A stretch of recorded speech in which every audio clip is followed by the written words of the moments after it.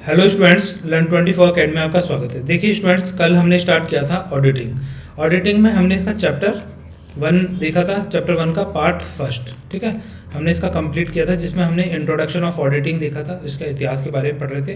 तो ये जो ऑडिटिंग के लेक्चर्स हैं, ये जूनियर अकाउंटेंट, टीआरए और उन सभी एग्जामों के लिए समान रूप से उपयोगी रहेंगे, जहाँ पर आपसे ऑडिटिंग से रिलेटेड क्वेश्चन पूछे जाते हैं। ठीक है, तो आज ये बिना देरी कर स्टार्ट करते हैं। देखिए, कल हमने सबसे पहले विषय वस्तु में जो भी सब्जेक्ट्स हैं तो हम क्या क्या पढ़ेंगे उसके बारे में डिस्कस किया था कि अंकेक्षण एक परिचय, जिसमें हमने auditing as an introduction start कर दिया है। ये चैप्टर 1 है। इसका आज हम इसका क्या देखेंगे, इस वाले सेक्शन का, चैप्टर 1 का पार्ट सेकंड। ठीक है, तो जिसने भी इसका पार्ट 1 नहीं देखा, सबसे पहले इसको कंप्लीट कर लीजिए, जिससे आपकी तैयारी और ज़्यादा मजबूत हो सके। फिर ये जो चैप्टर्स हैं हमने सारे डिस्कस कर लिए थे। फिर हमने इसका हिस्ट्री वाला सेक्शन से स्टार्ट किया था, जिसमें हमने सबसे पहले पढ़ा था कि लुकास पैसिओली ने डबल एंट्री सिस्टम की अवधारणा दी थी। ठीक है, डबल एंट्री सिस्टम किसने दिया था? लुकास पैसिओली ने दिया था। कब दिया था? 1494 के अंदर। ये थोड़ा सा हिस्ट्री का ईयर याद रख सकते हैं। फिर 1844 के अंदर इंग्लैंड ने क्या करा था? The institute of chartered accountant की स्थापना करी थी। ठीक है, ये थोड़ा सा ध्यान रख सकते हैं हम। और जिसका नाम बदल के बाद में क्या कर दिया गया था? क्वालिफाइड ऑडिटर, मतलब क्वालिफाइड ऑडिटर के रूप में इसकी स्थापना करी थी। और इंडिया के अंदर सर्वप्रथम भारत में जॉइंट स्टॉक कंपनी की स्थापना कब करी गई थी? 1857 के अंदर की गई थी। ये हमने देखा था। इसके अलावा 1913 के अंदर इंग्लैंड ने क्या किया था? जो ऑडिटिंग करना अनिवार्य कर दिया था। तो ऑडिटिंग कौन करेगा? ऑडिटर के द्वारा करी जाएगी। तो ये सारी चीज़ें हमने देखी थी। ठीक है, फिर उसके बाद में हम ईयर 1944 के अंदर the institute of cost and works accountant एक गारंटी के द्वारा, मतलब सीमित कंपनी के रूप में इसकी स्थापना की गई थी, जिसका नाम बदल के बाद में the institute of cost accounts of India कर दिया गया था। ठीक है, और द ICAI, ठीक है, ICAI the institute of chartered accountant of India, इसकी स्थापना कब की गई थी? 1 जुलाई। ठीक है, 1 जुलाई 1949। ये ईयर अच्छे से याद रखना है कि 1 जुलाई 1949 को क्या हुआ था? द ICAI की स्थापना की गई थी। इसका हेडक्वार्टर कहाँ बनाया गया था? इसका हेडक्वार्टर बनाया गया था न्यू दिल्ली के अंदर। ठीक है, न्यू दिल्ली। तो ये थोड़ा सा ध्यान रखना है, यहाँ से आपसे क्वेश्चन पूछा जा सकता है। वर्ष 1949 में सनदी लेखाकार द चार्टर्ड अकाउंटेंट एक्ट पास किया गया था और 1 जुलाई 1949 को ICAI की स्थापना की गई थी, जिसका हेडक्वार्टर कहाँ पर? नई दिल्ली में एस्टेब्लिश किया गया था। तो ये सारे पॉइंट्स हमने देखे थे। जिसने अभी चैप्टर 1 नहीं देखा वो यहाँ से इनको देख लीजिए। और यहाँ पर हमने इनके बारे में भी डिस्कस किया था कि AASB और AS और SA के अंदर कन्वर्ट कर दिया था, मतलब स्टैंडर्ड ऑफ ऑडिटिंग बोला जाता है। ठीक है, और जो ऑडिट शब्द है वो कहाँ से निकला है? वो लैटिन भाषा का शब्द है। ठीक है, ऑडिटर उसी से बना है, ऑडिटर। ठीक है, इसका मतलब होता है लिसन टू हियर। ठीक है, और ये सारे हमने फुल फॉर्म्स देखी थी, जहाँ से आपसे क्वेश्चन पूछे जा सकते हैं। तो आ जाइए, बिना देरी कर स्टार्ट करते हैं आज के लेक्चर से। तो देखिए, यहाँ से करते हैं हम महत्वपूर्ण केस, है ना। तो जो ऑडिटिंग है, इसके लिए जो महत्वपूर्ण केस है, यहाँ से आपके एग्जाम में क्वेश्चन पूछे जाते हैं। तो यहाँ से आपको 1 या 2 प्रश्न देखने को अपने एग्जाम में मिल सकते हैं, चाहे आप किसी भी कोई सा भी एग्जाम दे रहे हो जहाँ ऑडिटिंग पूछी जाती है। ठीक है, तो देखिए, किंगस्टन कॉटन मिल केस पहला केस है, किंगस्टन कॉटन मिल केस। तो ये जो किंगस्टन कॉटन मिल केस है, इसके अंदर क्या बताया गया था कि अंकेक्षण जो ऑडिटर होता है उसको क्या बोला गया है कि वो शिकारी कुत्ता नहीं है, वो एक रखवाली करने वाले कुत्ते के समान है। तो यहाँ पे क्या बात करी गई थी? वॉच डॉग की। ठीक है, वॉच डॉग मतलब रखवाली करने वाला कुत्ता। कौन सी केस में कहा गया है? किंगस्टन कॉटन मिल केस में कहा गया है। तो ये थोड़ा ध्यान रखना, अपना कार्य शिकारी कुत्ते के समान ना करके रखवाली करने वाले कुत्ते के समान करना चाहिए। अंकेक्षण को अपना कार्य बिना संदेहशील, है ना, अंकेक्षण जब भी अपना कार्य करे तो उसको कोई संदेह नहीं होना चाहिए, बिल्कुल कॉन्फिडेंस होकर उसको अपना कार्य करना चाहिए। अंकेक्षण को अपना कार्य उचित सावधानी व चतुराई के साथ करना चाहिए। तो ये 4-5 पॉइंट है, उनको याद रखना है। पहला क्या हो गया? मतलब रखवाली करने वाला कुत्ते के समान। दूसरा पॉइंट क्या हो गया? संदेहशील नहीं होना चाहिए। तीसरा पॉइंट क्या हो गया? सावधानी से बरतना चाहिए। और चौथा पॉइंट क्या हो गया? चतुराई के साथ उसको कार्य करना चाहिए। तो ये 4 पॉइंट जो हैं, पहला क्या हो गया? वॉच डॉग मतलब रखवाली करने वाले कुत्ते के समान। दूसरा संदेहशील। तीसरा क्या हो गया? उचित सावधानी। ठीक है, सावधानी वाला पॉइंट। और तीसरा हो गया चतुराई। ठीक है, चतुराई। ये याद रख सकते हैं। तो ये 4 पॉइंट आपको अच्छे से याद रखने हैं कि ये कौन से केस में है। किंगस्टन कॉटन मिल केस में ऑडिटर को क्या बोला गया है, वॉचडॉग बोला गया है, संदेहशील नहीं होना चाहिए, सावधानी के साथ बरतना चाहिए, चतुराई के साथ अपना कार्य करना चाहिए, ठीक है। अंकेशन बड़े अधिकारी, देखो जो बड़े ऑफिसर्स होते हैं किसी भी कंपनी के, उनके द्वारा जो भी कपट किया जाता है, जो गबन किया जाता है, या फिर उनके द्वारा जो भी फ्रॉड करा है ट्रांजेक्शन्स में चाहे रिकॉर्डिंग में, उसके लिए ऑडिटर रेस्पॉन्सिबल नहीं है। Auditor is not responsible for the higher officials fraud और मिस्टेक्स और जो भी उन्होंने किया, ठीक है, उसके लिए। तो अधिकारियों के कपट के लिए उत्तरदायी नहीं होगा। अंकेशन अंशधारकों के हित की रक्षा हेतु निर्देशकों पर नियंत्रण बनाए रखता है, ठीक है। आ जाइए नेक्स्ट चलते हैं। तो देखो अब आ जाइए किंगस्टन कॉटन मिल केस, ठीक है। तो अभी अपन ने कौन सा केस देखा था, अपन ने यही केस देखा था, यही है 1 नंबर का केस जो आपने पढ़ा है पीछे। किंगस्टन कॉटन मिल केस की ही बात कर रहे हैं, जिसमें वो क्या है, शिकारी कुत्ते के समान नहीं है, वो एक रखवाली करने वाले कुत्ते के समान है। कौन सा केस है, किंगस्टन कॉटन मिल केस। इसमें अंकेशन एक मूल्यांकन करता नहीं होता है। तो मूल्यांकन करना करता का मतलब क्या होता है, जैसे मान लीजिए मैंने आपको बोला कि भैया मैं आज जो अपने फाइनेंशियल स्टेटमेंट बनाए मैंने, है ना, तो फाइनेंशियल स्टेटमेंट में मैंने जो मशीनरीज की लागत बताई है 10 लाख रुपए बताई है। कितने लाख रुपए बताइए, 10 लाख रुपए बताइए, इसको 1 0 मानिए, ठीक है। तो मैंने मशीनरी की कीमत 10 लाख रुपए बताई कि भैया मेरी जो मशीनरी है उसकी कीमत 10 लाख रुपए है। परंतु ऑडिटर अब ये वैल्यूशन करने नहीं बैठेगा कि भैया मशीनरी की कीमत 10 लाख रुपए है कि 5 लाख रुपए है, ठीक है। ये ऑडिटर का काम नहीं है, ये थोड़ा सा ध्यान रख सकते हैं आप। ऑडिटर का काम क्या है, जो भी ट्रांजैक्शन बताए गए बस ये बताना कि मशीनरी प्रेजेंट है या नहीं है, ठीक है। अब मशीनरी की जो कीमत है वो कंपनी जाने, उनका वैल्यूशन करने का काम नहीं कि भैया इसने ओवर वैल्यूड दिखाया है कि अंडर वैल्यूड दिखाया है ना। ये चीज़ें थोड़ा सा समझिए। तो किंगस्टन कॉटन मिल में इस केस में क्या बात कही गई है, एक और इम्पॉर्टेंट, कि मूल्यांकन करता नहीं है, वैल्यूशन करने का काम नहीं है ऑडिटर का, ठीक है।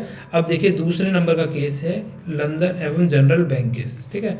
ये दूसरा केस हो गया। पहला केस कौन सा गया, किंगस्टन कॉटन मिल केस, ठीक है। अब ये लंदन एवं जनरल बैंक में क्या कहा गया, इसमें कहा गया कि किसी भी विशेष मामले में उचित सावधानी कितनी होनी चाहिए ये उस मामले की परिस्थिति पर निर्भर करता है, ठीक है। तो जो भी आप जैसे मान लीजिए कोई मामला है उसमें कितनी सावधानी बरतेंगे, किस तरीके से कार्य करेंगे, ये डिपेंड करेगा ना सर्कमस्टेंसेस पे। अब जैसे मान लीजिए कोई नॉर्मल बिजनेस है, ठीक है, नॉर्मल बिजनेस है और उसमें बहुत बड़े ट्रांजेक्शन नहीं होते, तो वहाँ आप ज़्यादा सावधानी बरत के कर क्या लोगे भाई, वहाँ पे 1000-2000 रुपये का ही तो ऊपर नीचे हो सकता है। पर एक फाइनेंशियल फर्म है, ठीक है, जिसका काम है लोगों से पैसा लेना, लोगों को पैसा देना, है ना, और अलग अलग तरीके के बिजनेस को फंड करना।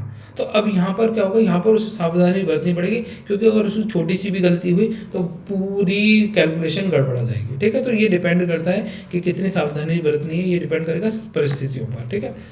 ICAI, ठीक है, the institute of charter accountant of India बनाम PK मुखर्जी, ये केस हुआ।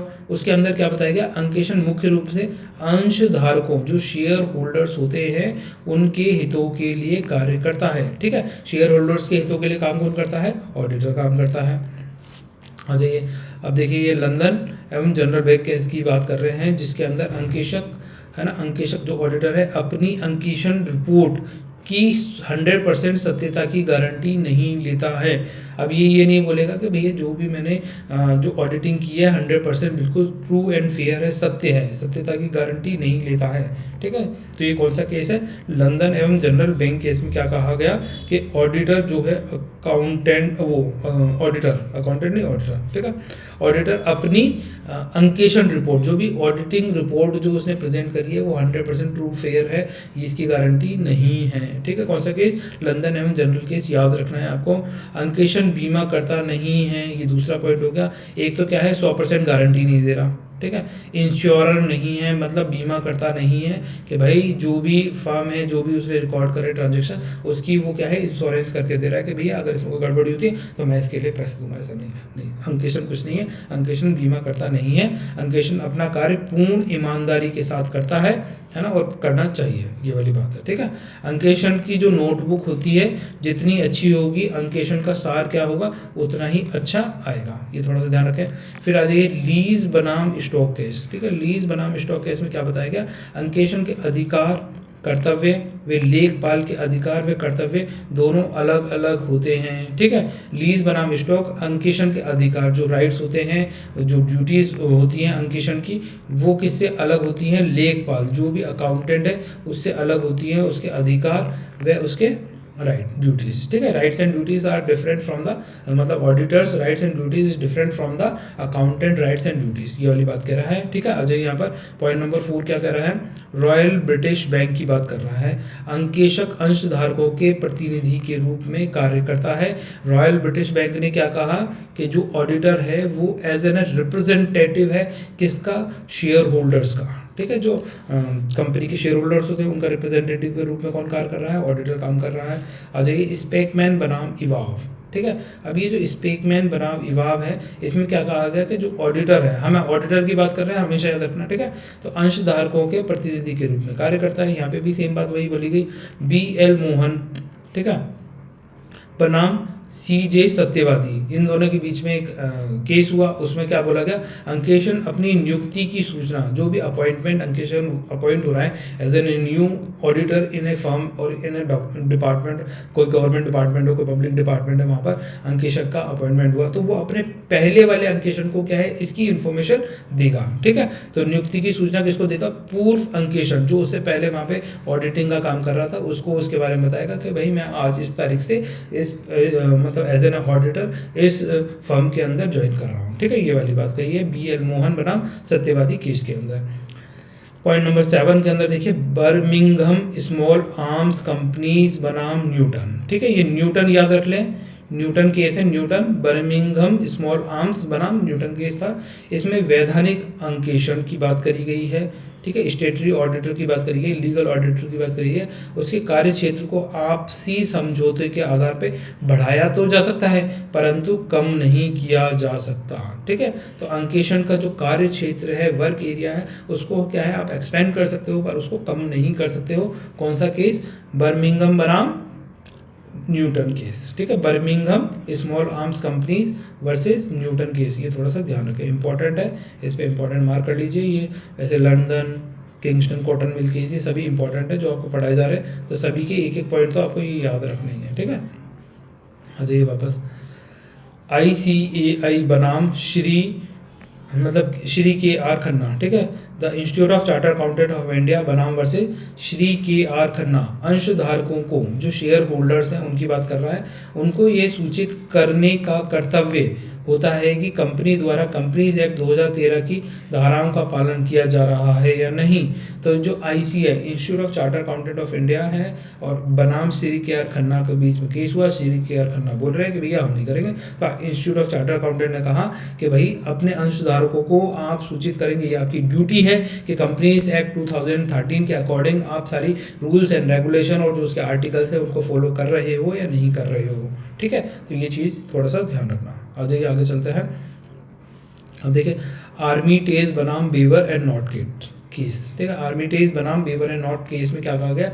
यदि अंकेशन के द्वारा प्रमाणन, ठीक है, वाउचर्स का कार्य उचित सावधानी व चतुराई से नहीं किया जाता। अब जैसे मान लीजिए वाउचर में लिखा हुआ है भैया 2 लाख रुपए के ट्रांजैक्शन हुए, ठीक है, और आपने इसको क्या है 20,000 के ट्रांजैक्शन मान के रिकॉर्डिंग करी है, तो भाई आप क्या है उचित सावधानी से अपने काम नहीं कर रहे हो, क्योंकि वाउचर के अंदर तो भैया 2 लाख रुपए के वाउचर है भाई, और ऑडिटर ने क्या करा, उनको 20,000 का ही वाउचर मान लिया और उसी हिसाब से उसने ऑडिटिंग करी। तो ये अपनी क्या है उचित व सावधानी नहीं बरत रहा है ऑडिटिंग करते समय, तो अंकेशन को क्या है लापरवाही भंग का दोषी माना जाएगा। और ये बहुत ज़्यादा इंपॉर्टेंट केस है। ठीक है, ये बहुत ही ज़्यादा इंपॉर्टेंट है, यहाँ से भी क्वेश्चन पूछा जाता है। इसको स्टार मार्क कर रहा हूँ मैं, आप भी कर लीजिए आपने। ठीक है, तो आर्मिटेज बनाम बेवर एंड नॉट केस। ठीक है, Brewer and Knott and Armitage में क्या कहा गया कि अंकेशन अगर अपने कार्य को सावधानी एवं चतुराई से नहीं करता है तो उसे क्या है लापरवाही भंग का दोषी माना जाएगा, कि भाई उसने लापरवाही करी है, काम को नहीं ईमानदारी से पूर्ण से नहीं किया है। ठीक है, लीड्स एस्टेट बिल्डिंग, ठीक है, एंड इन्वेस्टमेंट कंपनी बनाम शेफर्ड। अंकेशन यदि मूल्यांकन की उचित जांच करने में उचित सावधानी व चतुराई नहीं बरतता है तो उसे दोषी माना जाएगा और हानि के लिए उसे उत्तरदायी ठहराया जा सकता है। हेडले बायर्ने एंड कंपनी है ना। इसमें क्या कहा है, अंकेशन कार्य उचित सावधानी व चतुराई से नहीं करता है। जैसे सामने इसमें आर्मिटेज बनाम नोट केस में कहा गया था, तो उसे लापरवाही भंग का दोषी माना जाएगा। तो आर्मिटेज बनाम M Brewer and Knott case और ये हेडले बनाम एंड कंपनी केस, दोनों में सेम ही बात बोली गई है। तो IP switch mills versus Dillon, है ना, ये वाला केस भी बहुत ज़्यादा इंपॉर्टेंट है, इसको याद रखना है, ठीक है, इनको याद रखना ही बहुत ज़्यादा स्टार मार्क है, यहाँ से तो क्वेश्चन पूछे जाएंगे। तो आईपीएस स्विच मिल वर्सेस डिलन केस में क्या गया, अंकेशन कार्य प्रपत्रों पर अंकेशन का अधिकार होगा। तो जितने भी अंकेशन जो ऑडिटिंग करते समय जो रिपोर्ट्स बना रहा है और जो डॉक्यूमेंटेशन कर रहा है, जो उसके कार्य प्रपत्र है ना, जो उसके पेपर्स हैं, तो उस पर पूर्ण रूप से किसकी ऑनरशिप होगी, उस पर ऑनरशिप होती है ऑडिटर की, ठीक है। वो ऑडिटर्स के होते हैं, जो नियोक्ता होता है, जो अपॉइंटर होता है, जिस कंपनी ने उसको बुलाया होता है ऑडिटर को, उस कंपनी के उन पेपर पे कोई अधिकार नहीं होता है। वो किसके सोल राइट होते हैं, ऑडिटर के सोल राइट में होते हैं, ठीक है, ना कि व्यवसायी के स्वामी, अर्थात अंकेशन कार्य प्रपत्र स्वयं अंकेशन की निजी संपत्ति होती है। तो अंकेशन कार्य प्रपत्रों को क्या कहा जाता है, प्राइवेट प्रॉपर्टी, ठीक है। प्राइवेट प्रॉपर्टी किसकी है ये, ठीक है, प्राइवेट प्रॉपर्टी ऑफ ऑडिटर, ठीक है। तो ऑडिटर की प्राइवेट प्रॉपर्टी होती है अंकेशन कार्य प्रपत्र, ये थोड़ा सा ध्यान रखना है। आ जाइए नेक्स्ट चलते हैं। अब देखिए अंकेशन का अर्थ व परिभाषाएं, ठीक है, जो ऑडिटर है उसकी क्या अर्थ है, क्या परिभाषा है, आ जाइए समझते हैं। देखो मीनिंग एंड डेफिनेशन में सबसे पहले है कि अंकेशन जो ऑडिटिंग है इसे कहाँ से लिया गया है, लैटिन भाषा के ऑडिट शब्द से लिया गया है, ठीक है। तो जो ऑडिटर है वो लैटिन भाषा के ऑडिट शब्द से निकल के आया है, ये थोड़ा सा ध्यान रखना, ये भी पूछा गया है, ठीक है। तो बना है जिसका अर्थ क्या होता है, लिसन या टू हियर, ठीक है, टू हियर मतलब यहाँ पर होता है, अर्थात लेखपालों व प्रबंधकों के स्पष्टीकरणों को सुनना। अंकेशन सामान्य अर्थ में एक स्वतंत्र व्यक्ति के द्वारा लेखा पुस्तकों प्रमाणकों की विश्लेषणात्मक जांच होता है। जिन प्रलेखों व प्रमाणकों वाउचर्स की सहायता से लेखा पुस्तकों की वित्तीय विवरणों को लेखापालकों के द्वारा तैयार किया गया है, उन्हीं लिखित सबूतों प्रमाणकों के आधार पर एक योग्य व्यक्ति के द्वारा स्वतंत्रता पूर्वक की गई विवेचनात्मक जांच अंकेक्षण कहलाती है। अंकेक्षण प्रबंधकों से प्राप्त वित्तीय सूचना व स्पष्टीकरण के बाद एक स्वतंत्र व्यक्ति द्वारा दी गई राय की अभिव्यक्ति होती है। तो इसमें सब कुछ क्या बताया गया कि ऑडिटर जो ऑडिटर है, ऑडिटिंग जो की जा रही है वो एक स्वतंत्र व्यक्ति के द्वारा की गई अपनी खुद की राय है ना, एक योग्यता मतलब क्वालिफाइड पर्सन के द्वारा, मतलब उसमें क्या है विवेचनात्मक, है ना, डिस्क्रिट जो मतलब जांच की गई जो रिजल्ट आए हैं ना, अंकेक्षण कहलाती है। तो इन चीज़ों को थोड़ा सा ध्यान रखना है, ठीक है।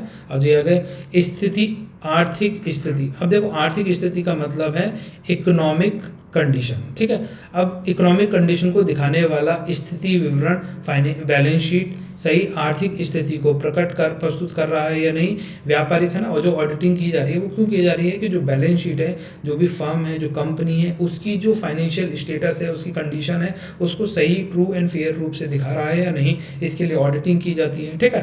तो या नहीं, है ना। व्यापारिक परिणाम को दिखाने वाला लाभ हानि खाता। अब व्यापारिक परिणाम क्या होता है, जैसे मान लीजिए जो ट्रेड कर रहे हैं यहाँ, तो ट्रेड में जैसे मान लीजिए आपने गुड़ खरीदा, मतलब गुड़ मतलब खाने वाला गुड़ नहीं करा, गुड्स की बात कर रहा हूँ जो सामान की होती है। तो इसमें क्या है, आपने दूध खरीदा, अब दूध 3 दिन बाद खराब हो गया, तो वो 40,000 रुपये का गुड़ खरीदा था, दूध खरीदा था मान लो, तो वो खराब हो गया, तो आपको कभी कभी लॉस भी होता है। तो इसीलिए व्यापारिक स्थिति क्या है, या तो प्रॉफिट में होगी या लॉस में होंगे, ये दिखाता है। सही व्यापारिक परिणाम दिखा रहा है या नहीं, अर्थात वित्तीय विवरणों फाइनेंशियल स्टेटमेंट पर अपनी राय प्रकट करना। सत्य व उचित छवि ट्रू एंड फेयर अंकेक्षण का संबंध लेखा पुस्तकों को स्वतंत्र वैज्ञानिक तथा विवेचनात्मक जांच से है, अर्थात अंकेक्षण लेखा पुस्तकों एवं वित्तीय विवरणों की आलोचनात्मक विश्लेषणात्मक जांच होता है। यह जहां अंकेक्षण यह संतुष्टि प्रदान करता है कि जो चिट्ठा मतलब बैलेंस शीट, ठीक है, और लाभ एंड हानि खाता क्या होता है, P&L, ठीक है, P&L की बात कर रहा है, प्रॉफिट एंड लॉस, हानि खाता सत्य व उचित छवि प्रस्तुत कर रहा है या नहीं। तो ये सब किसके दायित्व होते हैं, काम होते हैं, ऑडिटर के काम होते हैं कि भाई जो बैलेंस शीट बनाई गई है, प्रॉफिट एंड लॉस है, तो वो बिल्कुल ट्रू एंड फेयर पिक्चर आपको दिखा रहे हैं या नहीं, ठीक है।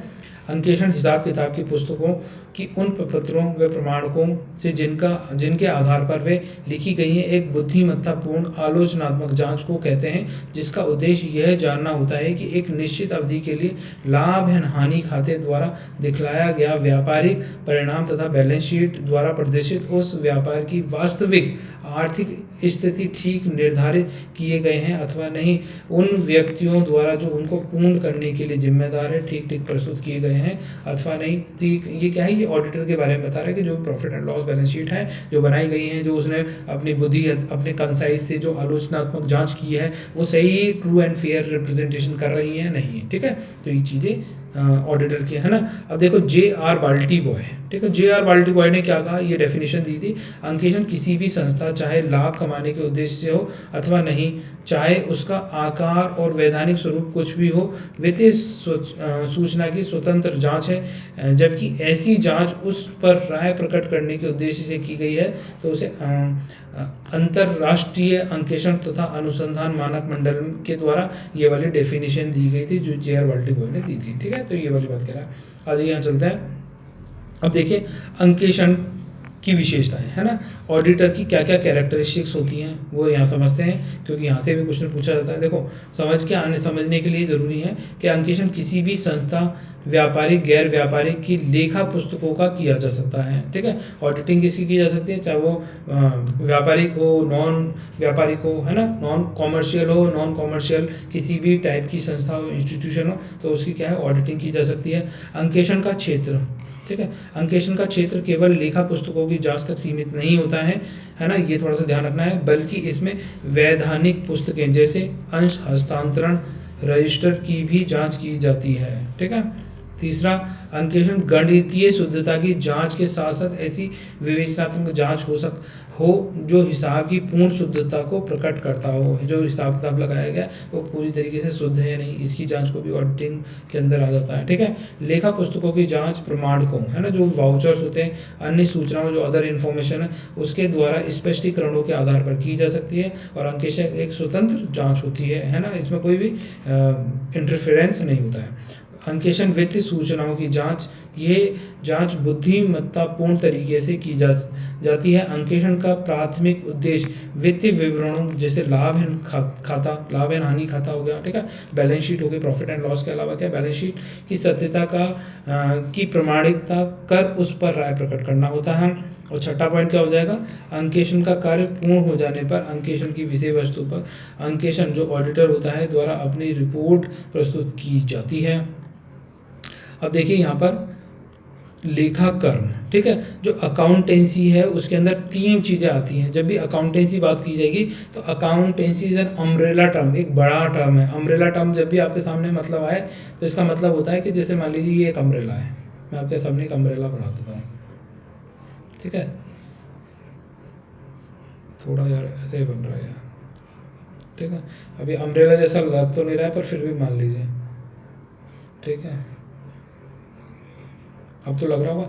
अब जैसे मान लीजिए अम्ब्रेला है तो अपन ने क्या करा, इसके नीचे बहुत सारी चीज़ें बोल दी, तो अपन बोलते हैं ना अम्ब्रेला टर्म। अम्ब्रेला टर्म का मतलब है इसके अंदर बहुत सारी चीज़ें आ रही हैं, ठीक है, तो इसका मतलब होता है। तो अब ये अम्ब्रेला टर्म हो गई अकाउंटेंसी। अकाउंटेंसी के अंदर यहाँ पे 3 पॉइंट आ रहे हैं। पहला क्या आ रहा है, बुक कीपिंग, दूसरा पॉइंट क्या आ रहा है, अकाउंटेंसी, और तीसरा पॉइंट क्या आ रहा है, ऑडिटिंग। तो अपन ये बोल रहे हैं कि book keeping, accounting, auditing combined रूप से अपन इसको बोलते हैं कि ये अकाउंटेंसी है, it's a part of accountancy, ठीक है। Book keeping, accounting and auditing is a part of accountancy, ठीक है। अब बुक कीपिंग क्या होती है, बुक कीपिंग को देखो सिंपल सा समझो, किताब को मतलब रखना है अपने में, तो किताब को थोड़ी रखना, किताब के अंदर ट्रांजेक्शन को रिकॉर्ड करके रखने को बुक कीपिंग कहा जाता है, ठीक है। और अकाउंटिंग क्या होगा, अकाउंटिंग मतलब ट्रांजैक्शन की रिकॉर्डिंग करना, ट्रायल मतलब आपने जो लेखाकरण किया है, मतलब उल्टा सीधा कहीं भी कुछ भी लिख दिया, अब उसको प्रॉपर तरीके से अरेंज ऑर्डर में लिखना ही अकाउंटिंग कहलाता है। और ऑडिटिंग क्या होता है, इनकी जांच करना होता है। तो ऐसे मान लीजिए,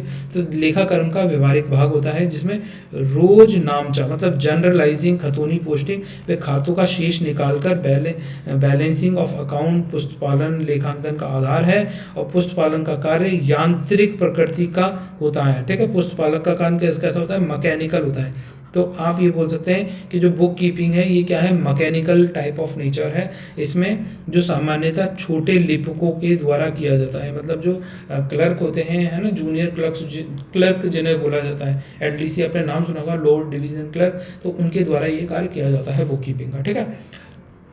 अकाउंटिंग, अब अकाउंटिंग क्या होता है, लेखा कर्म का सैद्धांतिक भाग होता है, जबकि ये व्यवहारिक है, मतलब रोज नामचा, रोज की तरीके से आप इसकी रिकॉर्डिंग कर रहे हैं। और अकाउंटिंग के अंदर आप क्या कर रहे हैं, प्रॉपर जनरल लेजर पोस्टिंग बना के उसका ट्रायल बैलेंस बना के आप उनमें रिकॉर्डिंग की जा रही है, ठीक है। तो तलपट तैयार करना मतलब ट्रायल बैलेंस, अंतिम खाते, फाइनल अकाउंट्स, अशुद्धियाँ, सुधार, रेक्टिफिकेशन ऑफ एरर्स, वित्तीय विवरणों का विश्लेषणात्मक सीमांकन, निर्वाचन व समायोजन करना ही अकाउंटिंग कहलाता है। क्या ट्रायल बैलेंस, फाइनल अकाउंट बना रहे हैं, रेक्टिफिकेशन ऑफ एरर्स, कोई त्रुटियां रह गई हैं तो उनको वापस से सही करना, है ना, फाइनेंशियल स्टेटमेंट बनाना, ये सब किसके अंदर आ जाएंगे, अकाउंटिंग के अंदर आ जाएंगे। और ऑडिटिंग के अंदर क्या आएगा, जो भी आपने ये पीछे अकाउंटिंग की गई है इसकी आलोचनात्मक विवेचनात्मक जांच करना। आलोचनात्मक जांच ये है कि भैया आपने जो ये रिकॉर्डिंग की थी इसमें ये गलती है, यहाँ पे ये चीज़ गलत है, इसको सही करके लिखो। तो मतलब इस तरीके से आप आलोचना करते हैं, ठीक है। विवेचनात्मक आप उनकी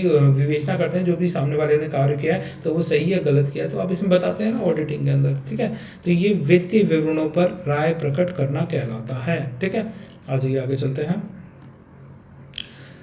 अब देखिए यहाँ पर ध्यातव्य रहे, ये इंपॉर्टेंट पॉइंट है, जहाँ पुस्तपालक, ठीक है, बुक कीपिंग समाप्त हो जाती है वहाँ लेखांकन मतलब अकाउंटिंग प्रारंभ होती है, और जहाँ लेखांकन समाप्त हो जाता है वहाँ अंकेशन मतलब ऑडिटिंग प्रारंभ होती है। तो इस टर्म को थोड़ा सा याद रख लें, एग्जाम में पूछा जा सकता है, arrange the order in ascending descending order, इस तरीके से पूछ सकता है, ठीक है। अंकेशन के उद्देश्य, ऑब्जेक्ट्स ऑफ ऑडिट, ठीक है। तो इसकी क्या है, ऑब्जेक्ट्स हैं मतलब ऑब्जेक्टिव्स हैं, ठीक है, ऑडिटिंग के। तो इसका ऑब्जेक्टिव है, दो तरह के ऑब्जेक्टिव्स होते हैं, एक प्राइमरी और दूसरा होता है सेकेंडरी। अब प्राइमरी ऑब्जेक्टिव क्या होता है, इसमें देखो संस्था के जो वित्तीय विवरण है, फाइनेंशियल स्टेटमेंट पर राय प्रकट करना, ओपिनियन ऑन फाइनेंशियल स्टेटमेंट, ठीक है, जो भी फाइनेंशियल स्टेटमेंट बनाए गए हैं उस पर अपनी राय प्रकट करेगा।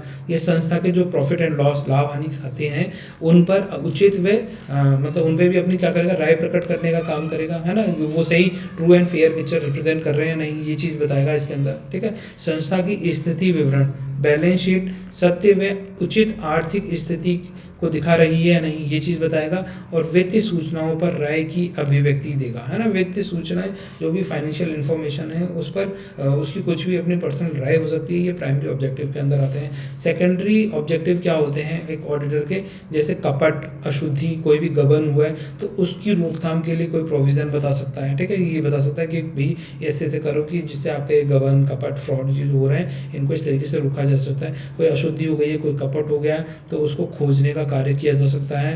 प्रबंधकों की अपनी मतलब प्रबंध जो मैनेजमेंट है उसको सलाह दी जा सकती है। और वैधानिक औपचारिकताओं को पूरा करना, जो भी लीगल कंडीशंस हैं उनको फुलफिल करना ही सेकेंडरी ऑब्जेक्टिव के अंदर आएगा ऑडिटर के।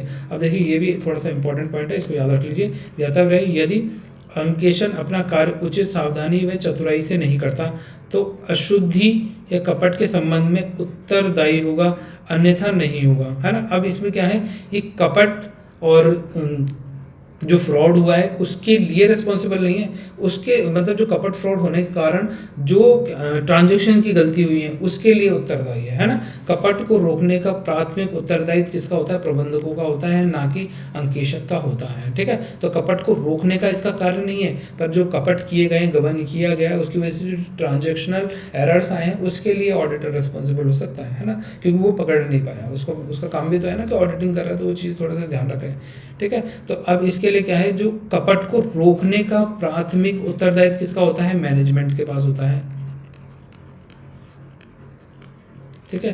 ये थोड़ा सा ध्यान रख सकते हैं कि अगर कोई कपट, कोई फ्रॉड हुआ है तो उसको रोकने का काम करेगा मैनेजमेंट करेगा, ठीक है। और अंकेशन क्या है, ऑडिटर का ये रिस्पॉन्सिबिलिटी नहीं होती कि अगर कोई कंपनी में कोई फ्रॉड एंड एरर्स हुए हैं तो उनको वो रोके, उनको है ना, उनको मतलब चेक एंड बैलेंस करने का उसका कार्य नहीं होता है, उनको रोकने का कार्य ऑडिटर का नहीं होता है। आगे चलते हैं। अब देखिए यहाँ पर अशुद्धियाँ व कपट में अंतर, difference between error and frauds. मतलब जो एरर्स होते हैं, फ्रॉड होते हैं, उनमें बीच में क्या डिफरेंस हो सकता है, ठीक है। तो पहला है यहाँ पर अशुद्धियाँ करने वाले को उनका ज्ञान नहीं होता। अब जैसे मान लीजिए कोई भी एरर हुआ है तो यहाँ पे आपको पता ही नहीं है कि भाई एरर क्यों हो रहा है, जबकि जो फ्रॉड किए जाते हैं वो जानबूझकर किए जाते हैं, और जो उसको कर रहा होता है उसको पूरी तरीके से ज्ञान होता है कि वो क्या फ्रॉड कर रहा है। ठीक है, पैसा सबसे बड़ा एरर तो यही हो गया। दूसरा, इसे ढूंढना आसान होता है। अब जैसे मान लीजिए कोई एरर हुआ है तो आपको तुरंत पता चल जाएगा। जैसे मान लीजिए आपको 5,000 की ट्रांजेक्शन लिखनी थी, पर आपने गलती से यहाँ पे 500 ही लिखे, तो एक जूरी को तो आप ढूंढ ही लेंगे ना, गलत है ना।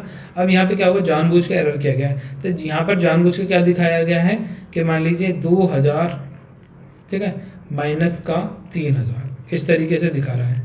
और ये कितना आना चाहिए, माइनस का 1,000 आना चाहिए। ठीक है, और यहाँ पर ये क्या दिखा रहा है, 1,000।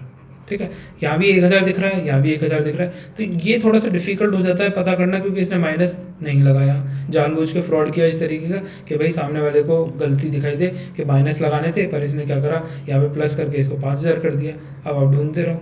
ठीक है, तो ये जानबूझ के किए जाते हैं इस तरीके के फ्रॉड्स। ठीक है, इसे ढूंढना कठिन होता है क्योंकि इसे सुनियोजित ढंग से छिपाया जाता है। अब ये देखिए, एरर्स, किसी भी पक्षकार को लाभ या हानि हो सकती है, क्योंकि एरर हुआ है तो इसमें पता ही नहीं है कि भाई किसके फेवर में जाएगा ये एरर।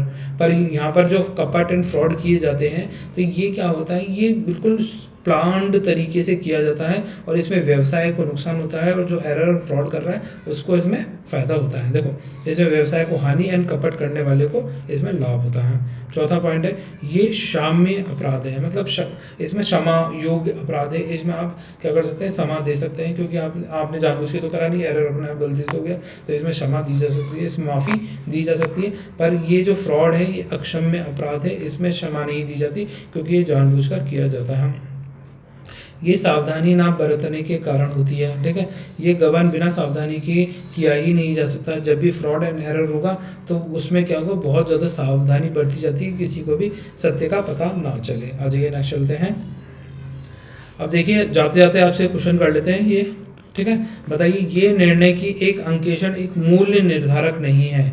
ठीक है, वैल्यूशन नहीं करता है, किस मुकदमे में दिया गया था। ये फर्स्ट ग्रेड 2016 में ये एग्जाम में पूछा गया था क्वेश्चन। तो अब देख लीजिए, एग्जाम में पूछा हुआ क्वेश्चन है, तो आपको पता होना चाहिए कौन सा केस था। बताइए, ऑप्शन ए मैक्सन और रॉबिन्सन केस, दूसरा Kingston cotton mill case, union bank of Allahabad and limited case, London एवं जनरल बैंक केस। ठीक है, तो इस क्वेश्चन का क्या करना है, इसका आंसर आपको कमेंट सेक्शन में लिखना है। 10 से 15 सेकंड लेकर आप इसका आंसर कमेंट सेक्शन में लिखें। तो हम क्या करेंगे, इस क्वेश्चन को नेक्स्ट लेक्चर में डिस्कस कर लेंगे, जो इसका हम चैप्टर 1 का पार्ट 3 करेंगे। आज तो पार्ट 2 हो गया ना, तो चैप्टर 1 का पार्ट 3 के अंदर हम इसका आंसर देखेंगे। तो तब तक आप क्या करें, वीडियो को लाइक एंड शेयर कर दीजिए, चैनल को सब्सक्राइब कर लीजिए। आपकी कोई क्वेरीज हैं, कोई सजेशन है, तो आप उसके बारे में कमेंट सेक्शन में लिख सकते हैं। तो फिर स्टूडेंट मिलते हैं नेक्स्ट लेक्चर में, तब तक के लिए बाय। आप सब लोग खुश रहिए।